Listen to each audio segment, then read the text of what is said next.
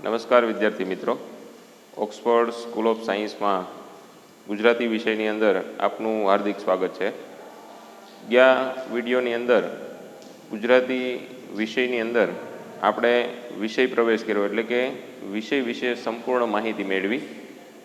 આ ઉપરાંત ગુજરાતી વિષયની અંદર વ્યાકરણના જે મુદ્દાઓ છે એ મુદ્દાઓ વિશે પણ આપણે વિસ્તૃત માહિતી મેળવી હતી. એટલે કે પેપર સ્ટાઇલ દ્વારા કેવા કેવા મુદ્દાઓ તમારે ધોરણ 11ની અંદર ભણવાના છે એ વિશે આપણે ગયા વિડીયો લેક્ચરની અંદર માહિતી મેળવી હતી.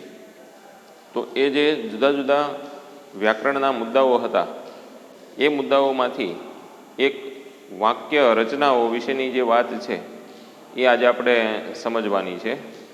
એટલે કે જુદા જુદા જે વાક્યના પ્રકારો છે, આમ જોઈએ તો ધોરણ 11ની અંદર જ તમારે આ વાક્ય રચનાઓનો મુદ્દો શીખવાનો છે.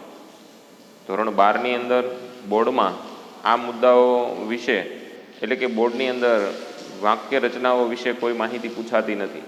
માત્ર સાદા, સંયુક્ત અને સંકુલ આ 3 પ્રકારના વાક્યો ધોરણ 12ની અંદર બોર્ડમાં તમારે ભણવાના છે.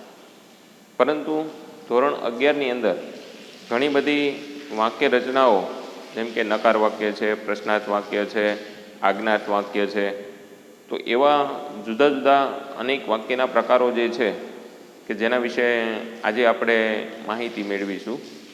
એટલે કે વાક્ય રચનાઓ નામનો જે મુદ્દો છે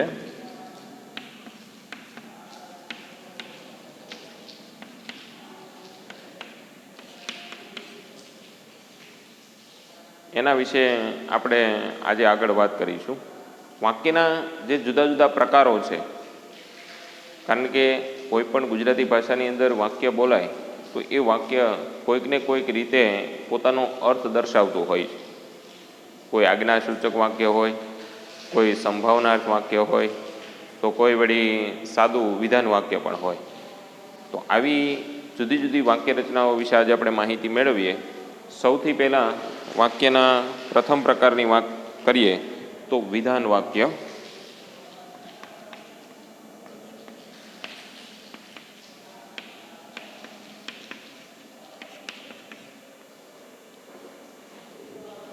તો સાદું વાક્ય એટલે જ વિધાન વાક્ય. આપણે જોઈએ તો કોઈ પણ હકીકત છે, કોઈ પણ ઘટના છે કે કોઈ પણ પરિસ્થિતિનું વર્ણન કરતું વાક્ય હોય, એટલે કે સીધું સાદું વાક્ય હોય, તો એને વિધાન વાક્ય તરીકે ઓળખવામાં આવે છે. એની વ્યાખ્યા લખીએ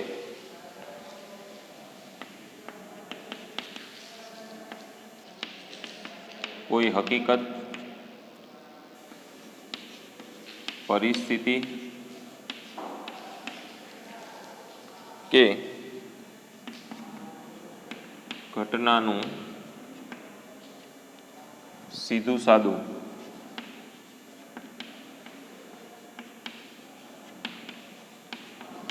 વર્ણન કરતું વાક્ય વિધાન વાક્ય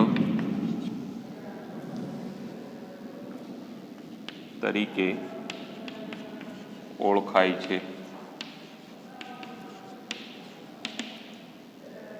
આપણે સમાજની અંદર વ્યવહારમાં જે સીધા સાદા વાક્યો બોલતા હોય તો એવા જે વાક્ય છે એને વિધાન વાક્ય તરીકે ઓળખવામાં આવે છે. ઉદાહરણ તરીકે આપણે લખીએ તો સૂર્ય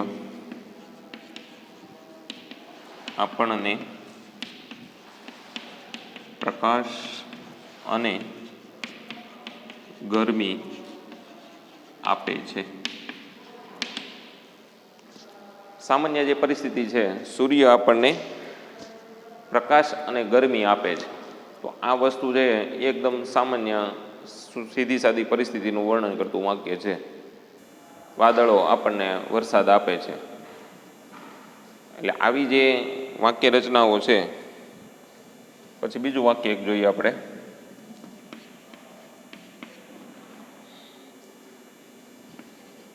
મને 12મું વર્ષ ઉતરીને 13મું વર્ષ બેઠું. મને 12મું વર્ષ ઉતરીને 13મું વર્ષ બેઠું. તો આ પણ એક સાદું વાક્ય છે, વિધાન વાક્ય છે. તો આવા જે વાક્ય રચનાઓ આપણે સમાજની અંદર જુદી જુદી વાક્યની અંદર બોલીની અંદર વાપરતા હોઈએ તો એને વિધાન વાક્ય તરીકે ઓળખવામાં આવે છે. તો આ થયો વાક્યનો પહેલો પ્રકાર, વિધાન વાક્ય. ત્યાર પછી વાક્યનો એવો જ બીજો પ્રકાર આપણે જોઈએ,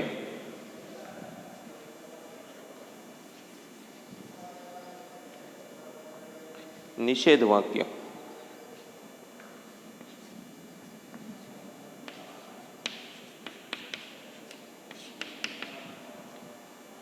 એટલે કે નકાર વાક્ય તરીકે પણ એને ઓળખાય છે.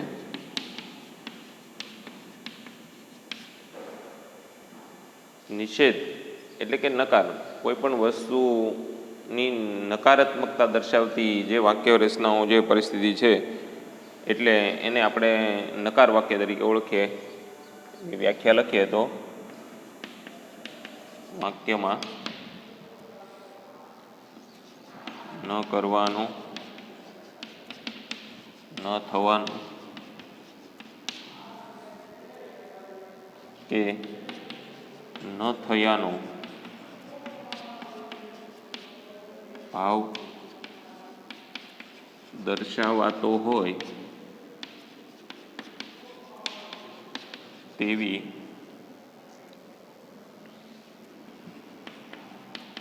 વાક્ય રચનાને નિષેધ વાક્ય રચના કહે છે અથવા નિષેધ વાક્ય કહે છે. એટલે કોઈ પણ કાર્ય છે એ ન થવાનું કે ન થયાનો જે ભાવ છે એ દર્શાવાતો હોય એને નકાર વાક્ય તરીકે ઓળખવામાં આવે છે. દાખલા તરીકે આપણે જોઈએ, ઉદાહરણ તરીકે પહેલું ઉદાહરણ જોઈએ તો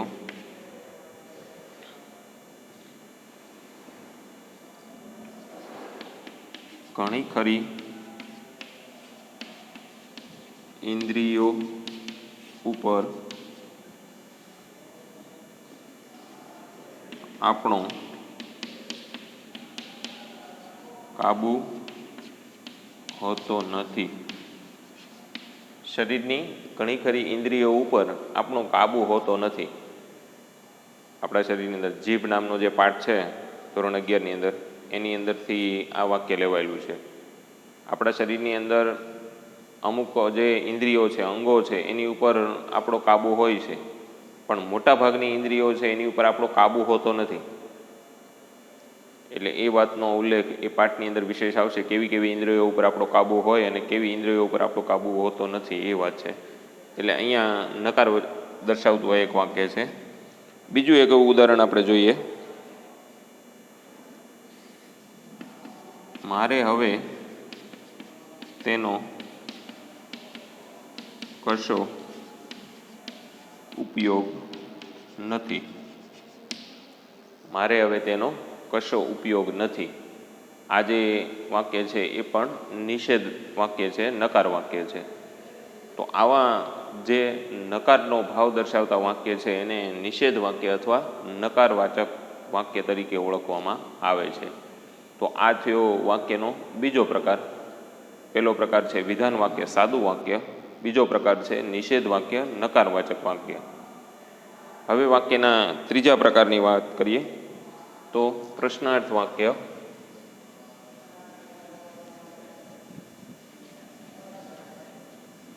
આ વાક્ય રચનાઓ વિશે જે આપણે માહિતી અત્યારે લખીએ છીએ બોર્ડ ઉપર, એ શક્ય હોય તો બુકની અંદર પણ તમે ઉતારતા જાજો.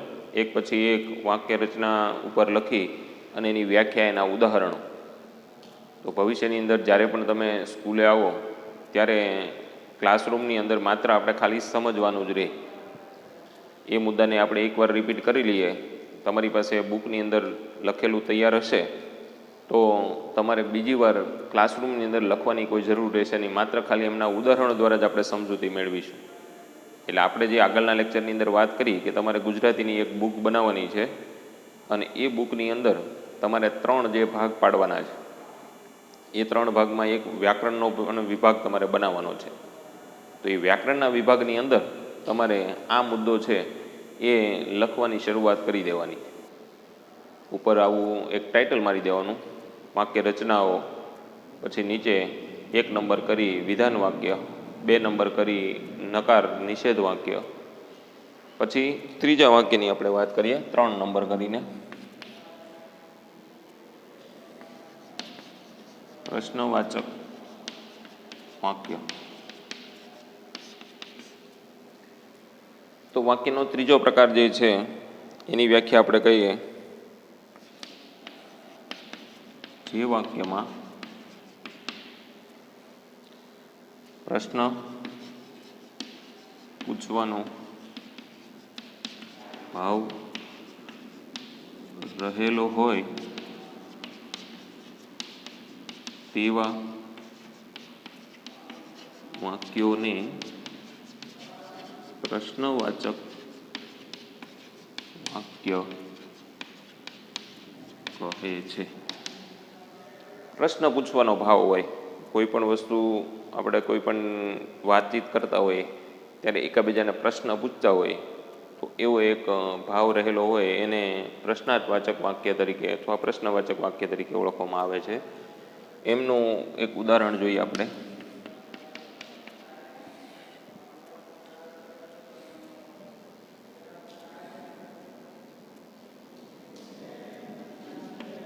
પણ અહીં કાંઈ તારી મરિયમનું નામ નોંધી રાખ્યું છે?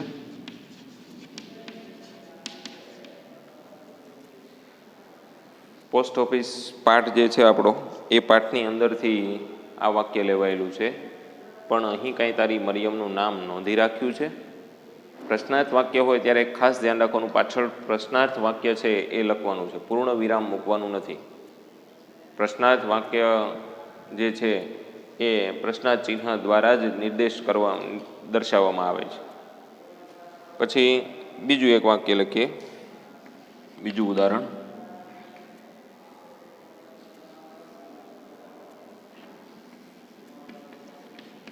મારા છોકરાને આંગળી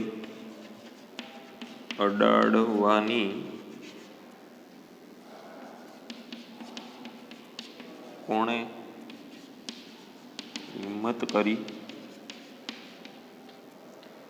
મારા છોકરાને આંગળી અડાડવાની કોણે હિંમત કરી? આવું એક વાક્ય જે છે પ્રશ્નાર્થ વાક્ય. તો આવી રીતે જે વાક્યની અંદર પ્રશ્ન પૂછવાનો ભાવ રહેલો હોય એને આપણે પ્રશ્નાર્થવાચક વાક્ય તરીકે ઓળખીએ છીએ. તો જો વાક્યનો આ ત્રીજો પ્રકાર, પહેલો પ્રકાર વિધાન વાક્ય, બીજો નિષેધ વાક્ય અને ત્રીજો પ્રશ્નવાચક વાક્ય. તો આ રીતે વાક્યના આ ત્રીજા પ્રકારની વાત કરી. ત્યાર પછી આગળ વાક્યના ચોથા પ્રકારની વાત કરીએ, ઉદ્ગારવાચક વાક્ય.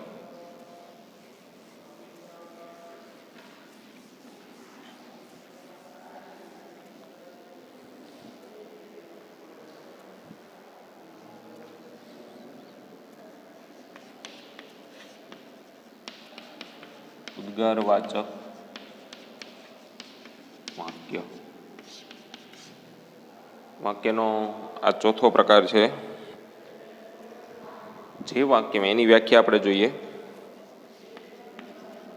જે વાક્યમાં હર્ષ, શોક, તૃણા, વિસ્મય વગેરે જેવા ભાવો રહેલા હોય તે વાક્ય રચનાને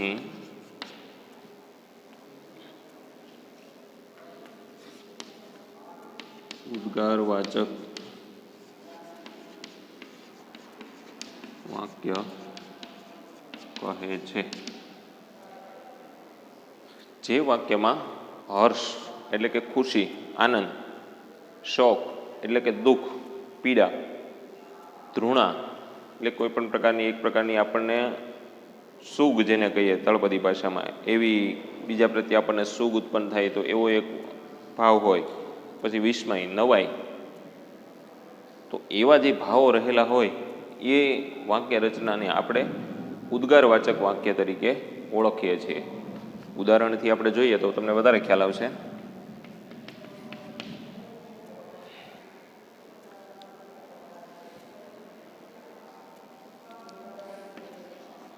જાજા તારો કાગળ આવશે તો કાંઈ ખાઈ નહીં જાય.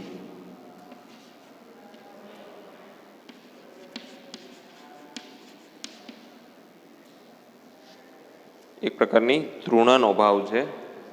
જાજા કે તારો કાગળ આવશે તો કાંઈ ખાઈ નહીં જાય. પોસ્ટ ઓફિસ પાઠનું જ આ એક વાક્ય છે, એટલે એ ધૃણાનો ભાવ દર્શાવતું વાક્ય છે. બીજો એક આપણે જોઈએ, અમુ ચોધાર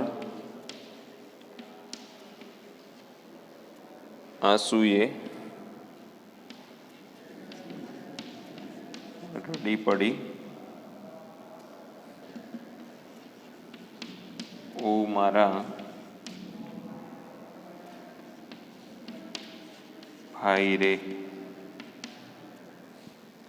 શોકનો, દુઃખનો ભાવ છે. અમુ ચોધાર આંસુએ રડી પડી, ઓ મારા ભાઈ રે. ઉદ્ગારવાચક વાક્ય હોય એની અંદર પાછળ ઉદ્ગાર ચિહ્ન કરવાનું ભૂલાય નહીં, એ પણ એક ખાસ ધ્યાન રાખવાનું. કારણ કે ઉદ્ગાર ચિહ્ન દ્વારા જ ઘણીવાર ઉદ્ગારવાચક વાક્ય છે ઓળખાતું હોય છે. તમને પરીક્ષાની અંદર એવું પૂછાય કે નીચેના વાક્યને ઓળખાવો, આવી રીતનું એક વાક્ય આપ્યું હોય, કદાચ તમને આ વ્યાખ્યા યાદ ન રહી પણ પાછળ ચિહ્ન જોઈને તમે કહી શકો કે આ ઉદ્ગારવાચક વાક્ય છે. પ્રશ્નાચિહ્ન હોય તો આ પ્રશ્નાર્થવાચક વાક્ય છે. એવી રીતનો તમને ખ્યાલ આવે. પછી એવું જ એક ત્રીજું ઉદાહરણ જોઈ અને આ વાક્યની વાત કરીએ તો, માળું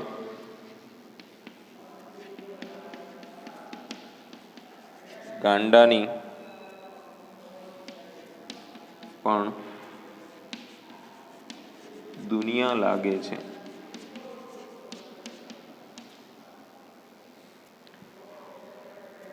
માળું ગાંડાની પણ દુનિયા લાગે છે. વિસ્મયનો ભાવ છે, નવાઈનો ભાવ છે કે આ દુનિયાની અંદર ગાંડાઓ પણ જે છે એને પણ એની કંઈક વિચિત્ર દુનિયા હોય છે, એવા અર્થમાં આ વાક્ય રચનાની વાત કરેલી છે. એટલે આ રીતે વાક્યના આ ચોથા પ્રકારની વાત થઈ, ઉદ્ગારવાચક વાક્ય. ત્યાર પછી વાક્યની પાંચમા પ્રકારની વાત કરીએ તો આજ્ઞાવાચક વાક્ય.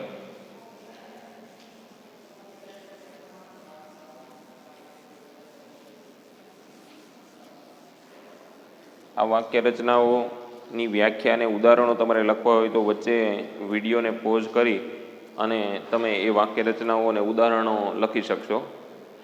કદાચ ઉતાવળમાં કોઈ સાથે વિડીયોની અંદર લખી ન શકતા હોય તો વચ્ચે વચ્ચે વિડીયો અટકાવી અને એક પછી એક વ્યાખ્યાઓ તમારા બુકની અંદર ઉતારતા જાજો. વાક્યના પાંચમા પ્રકારની આપણે વાત કરીએ, આજ્ઞાવાચક વાક્ય.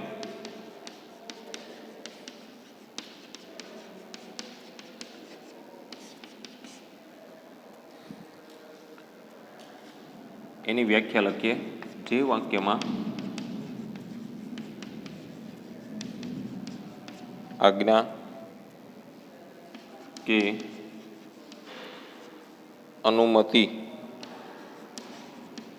એટલે કે સંમતિ નો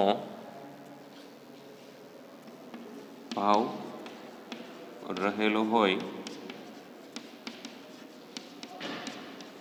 તેવી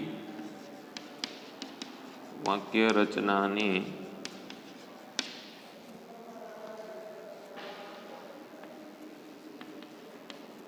આજ્ઞાવાચક વાક્ય કહે છે. કોઈ પણ વાક્ય હોય એની અંદર આજ્ઞા કે અનુમતિ અથવા સંમતિનો ભાવ રહેલો હોય. આપણે કોઈ બીજાને આજ્ઞા આપતા હોય, આદેશ આપતા હોય, તો એવો જે ભાવ દર્શાવતું વાક્ય છે એને આજ્ઞાવાચક વાક્ય તરીકે ઓળખવામાં આવે છે. ઉદાહરણ જોઈએ.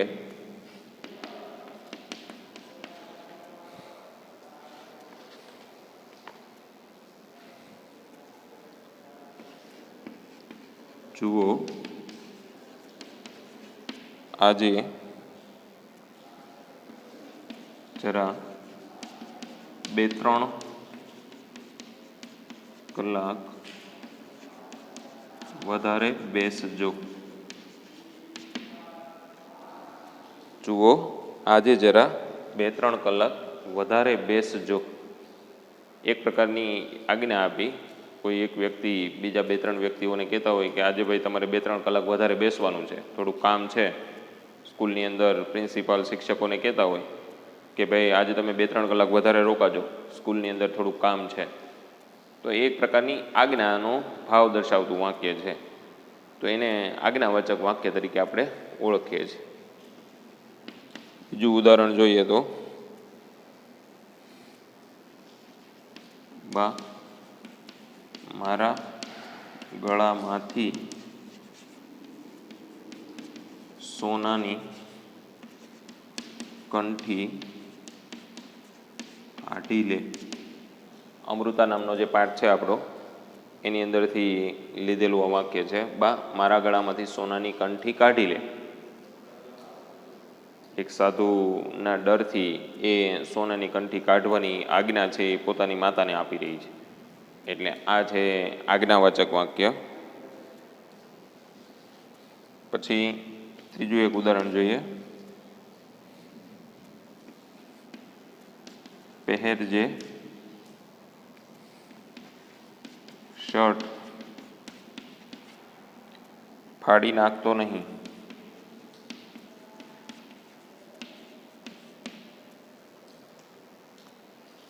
શર્ટ પહેરજે, ફાડી નાખતો નહીં, એવા અર્થમાં એક આજ્ઞા આપેલી છે. એટલે આ રીતે કોઈ પણ વાક્યની અંદર આજ્ઞા, અનુમતિ કે સંમતિનો ભાવ દર્શાવેલો હોય તો તેવી વાક્ય રચનાને આજ્ઞાવાચક વાક્ય કહે છે. એટલે આ થયા વાક્યની 5મા પ્રકારની વાત. હવે વાક્યના 6ઠ્ઠા પ્રકારની વાત કરીએ તો વિંધ્યર્થ વાક્ય.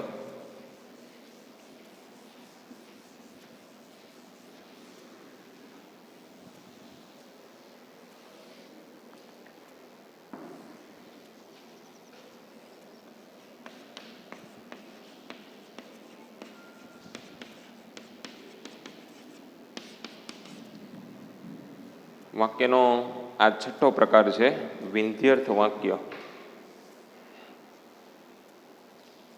એની આપણે વ્યાખ્યા લખીએ. જે વાક્યમાં શાસ્ત્રની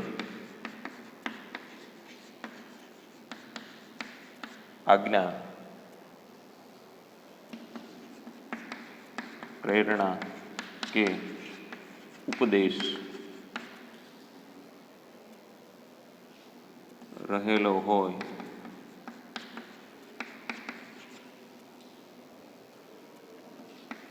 તેવો ભાવ દર્શાવતું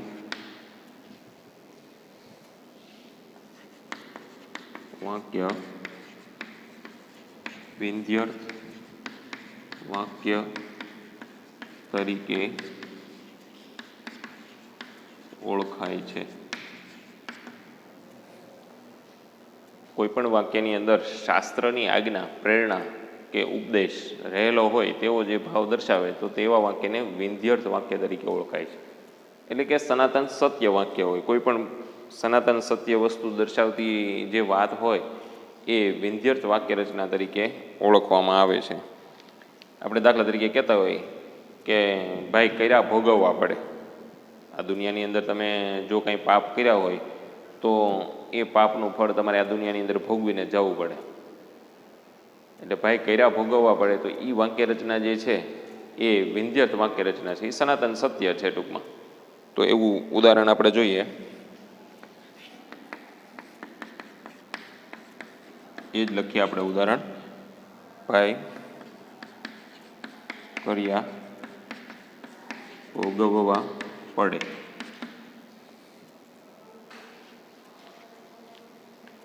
એટલે એક શાસ્ત્રની જે પ્રેરણા છે, આજ્ઞા છે, એના અર્થમાં આ વાક્ય આપેલું છે. એવું જ એક બીજું ઉદાહરણ જોઈએ આપણે.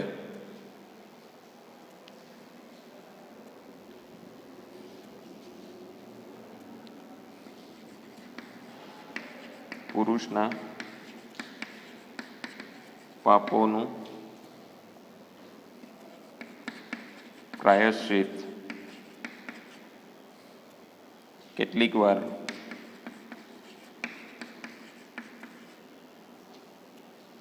સ્ત્રીએ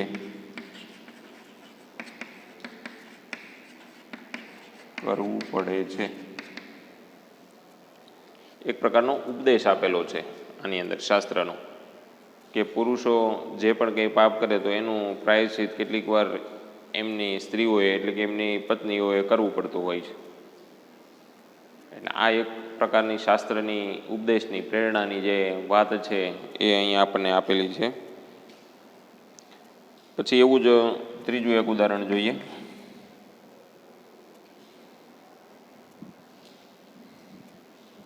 બીજાને દિન દુખિયાના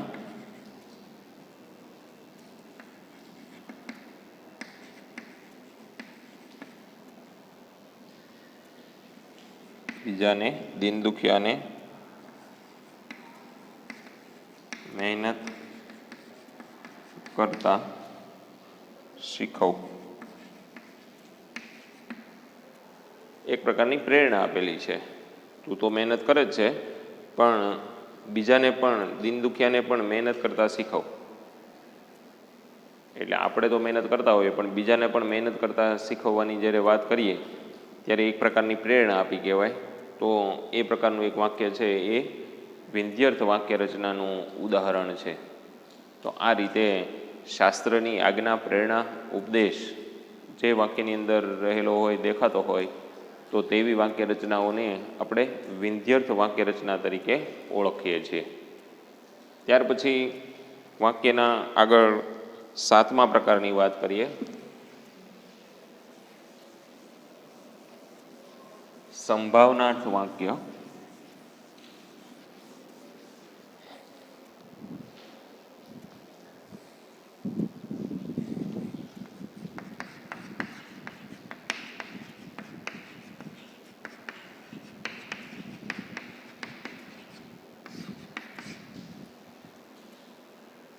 એની વ્યાખ્યા લખીએ. સંભાવના એટલે તમને ખબર છે, સ્ટેટની અંદર તમારે આ વિષય ભણવાનો આવશે, આ મુદ્દો ભણવાનો આવશે. સંભાવના નામનું એક ચેપ્ટર આવે છે. એટલે જે વાક્યમાં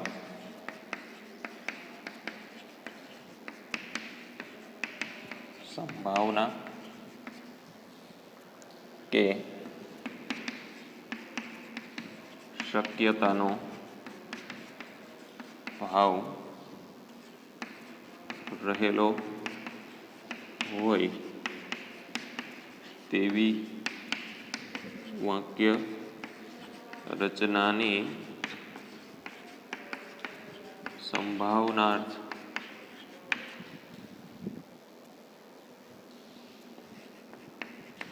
વાક્ય કહે છે.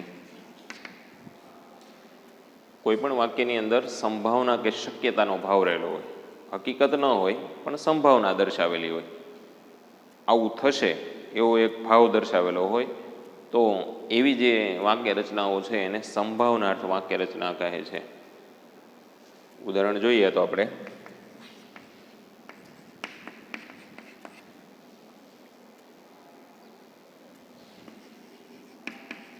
આટલું મારું માનશો તો 100 વર્ષ જીવશો. એક પ્રકારની શક્યતા દર્શાવેલી છે.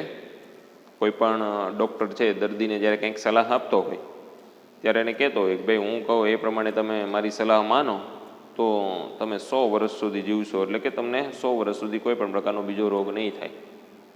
દાખલા તરીકે અત્યારે કોરોનાની મહામારી છે, તો કોરોનાની અંદર આયુષ મંત્રાલય જે છે આપણું, એ આપણને અમુક પ્રકારની દવાઓનું સજેશન કરતું હોય, અમુક પ્રકારના ઉકાળાનું સજેશન કરતું હોય કે ભાઈ તમે એટલી વસ્તુ મેળવી અને ઉકાળો તમે પીવો તો તમને કોરોના થશે નહીં, અથવા થવાની શક્યતા બહુ ઓછી રહેશે.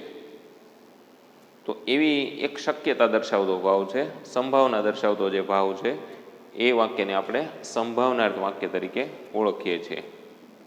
બીજું ઉદાહરણ જોઈએ આપણે.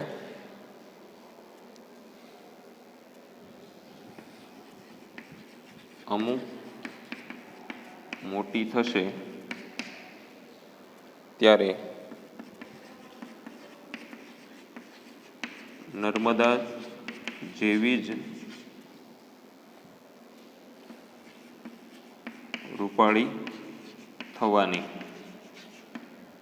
અમૃતા નામનો જે આપણો પાઠ છે એની અંદરથી લીધેલું આ વાક્ય છે. અમૃતાના દાદી જે છે એ આ વાક્ય બોલે છે કે અમુ મોટી થશે ત્યારે નર્મદા જેવી જ રૂપાળી થશે. એટલે આ એક પ્રકારની શક્યતા દર્શાવેલી છે. એવું જ એક ત્રીજું ઉદાહરણ જોઈએ. જરૂર તમે એક દિવસ પ્રખ્યાત સંગીતકાર બનશો.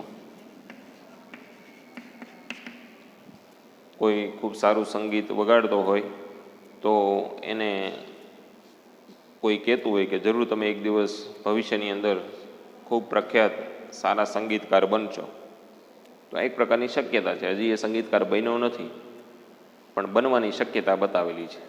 અહીંયા અમુ છે એ હજી મોટી થઈ અને નર્મદા જેવી રૂપાળી થઈ નથી, નાની છે, પણ એવી શક્યતા દર્શાવી છે કે અમુ મોટી થશે ત્યારે નર્મદા જેવી જ રૂપાળી થશે. અહીંયા પણ એ જ વાત છે. ડૉક્ટર કોઈ દર્દીને કહેતો હોય પણ એ પ્રમાણે હજી એણે પાલન કર્યું નથી, જો કરશે તો 100 વર્ષ જીવશે. એટલે આવી રીતે વાક્યની અંદર સંભાવના કે શક્યતા દર્શાવેલી હોય તો એ પ્રકારની જે વાક્ય રચના છે એને સંભાવનાર્થ વાક્ય રચના તરીકે ઓળખવામાં આવે છે. તો આ થયો વાક્યનો 7મો પ્રકાર, સંભાવનાર્થ. અને હવે વાક્યનો છેલ્લો 8મો પ્રકાર આપણે જોઈએ.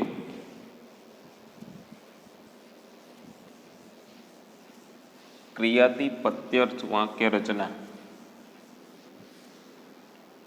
વાક્ય રચના બોલવામાં થોડીક આમ અટપટી લાગે,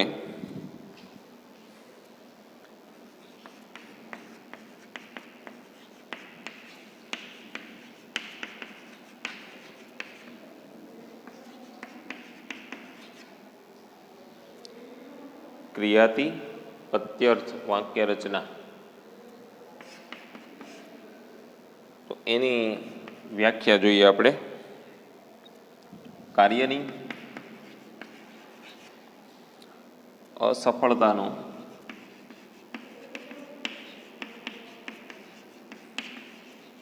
આધાર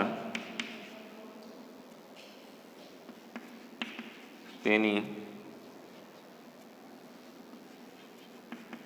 આગળના કાર્ય ઉપર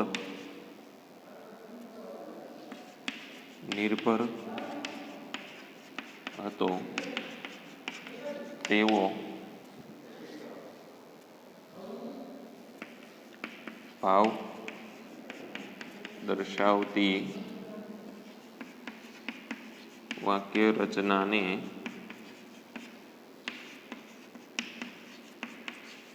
ક્રિયાતિપત્યર્થ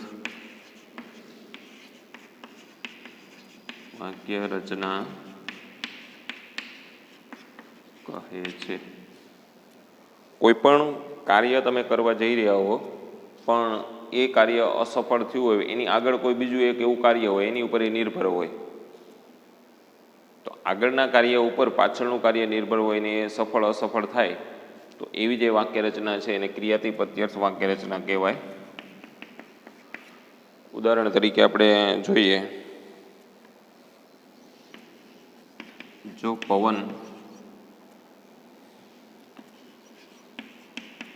નીકળ્યો હોત તો બધા અહીં સૂઈ રહેત.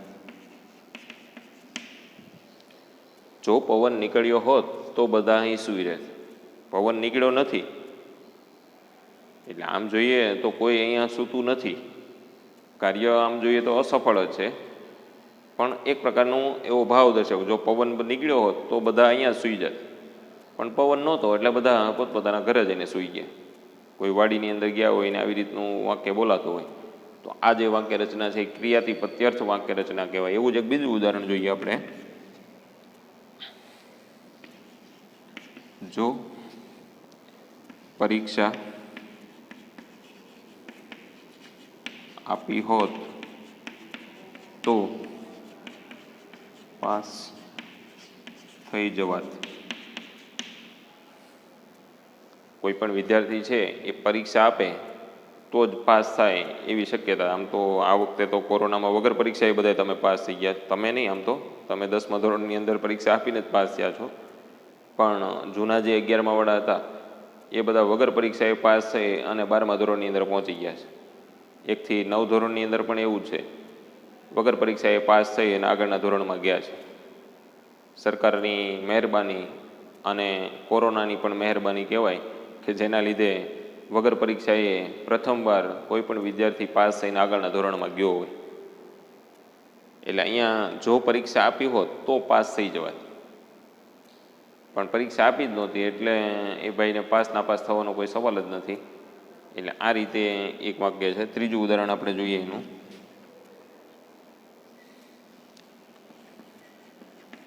ભગવાન ભજ્યા હોત તો તેનાથી ખોટું કાર્ય ન થાત. જો ભગવાનની પૂજા કરી હોત, ભગવાનને ભજ્યા હોત તો એનાથી ખોટું કાર્ય ન થાત. એટલે આવી રીતે કોઈ પણ કાર્ય જે છે એની સફળતા અસફળતાનો આધાર એના આગળના કાર્ય ઉપર નિર્ભર હોય તો તેવી જે વાક્ય રચના છે, તેવો જે ભાવ દર્શાવતી વાક્ય રચના છે એને ક્રિયાથી પ્રત્યર્થ વાક્ય રચના તરીકે ઓળખવામાં આવે છે. એટલે આ રીતે જુદા જુદા વાક્યના જે 8 પ્રકારો છે એ 8 પ્રકારો વિશે આપણે માહિતી મેળવી. તમને વાક્યની અંદર પરીક્ષામાં કોઈ પણ 8 પ્રકારમાંથી 2-3 પ્રકારના વાક્યો પૂછાય અને તમને કીધું હોય કે નીચેના વાક્યો ઓળખાવો, તો 8માંથી કોઈ પણ એક પ્રકાર જે હોય, જે પ્રકારનું વાક્ય એ ઓળખી અને તમારે એનો નિર્દેશ કરવાનો છે. તો આ રીતે વ્યાકરણનો આ જે વાક્ય રચનાનો મુદ્દો છે આપણો, એની અંદર કુલ આ 8 વાક્યના પ્રકારો વિશે તમારે માહિતી મેળવી અને એને યાદ રાખવાના છે. આજના આ મુદ્દાની અંદર કંઈ પણ તમને મુશ્કેલીઓ હોય તો ફોન દ્વારા તમે વિશેષ માહિતી મેળવી શકશો. આભાર.